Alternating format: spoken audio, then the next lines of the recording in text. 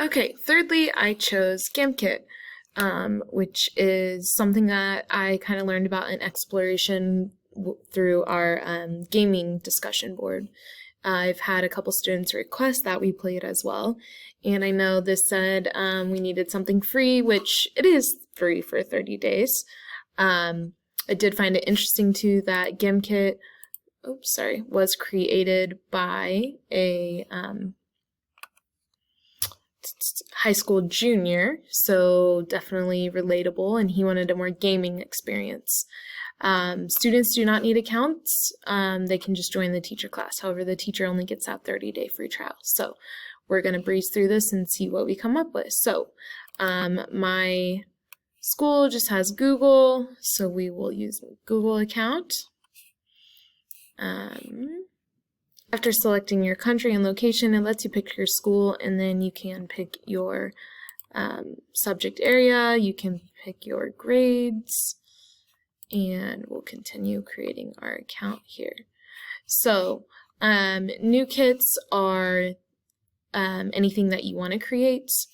You can assign, you can create classes where you add rosters.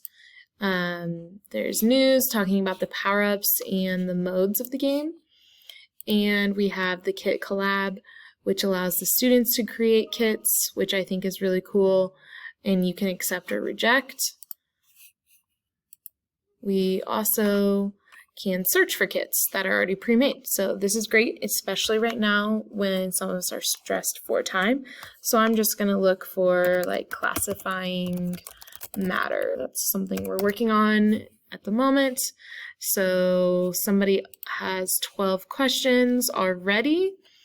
I am able to make a copy or export those questions. So let's make a copy, and I will just add a new class in here. We'll call it physical science, and we'll go with the blue color there, and we'll create the class. So we've got the copy link option.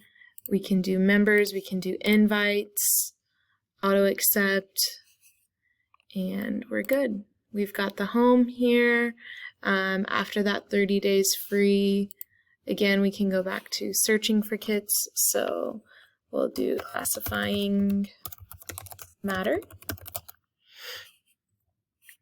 And if we copy it, now we can copy it into the class. And again, we've got the link to have the kids join, invites, etc. Okay, so we are good to go there. Once the students have joined, then we can create assignments. We can go to kits here where I copied it twice. If we needed to archive it or delete it, we can do so there.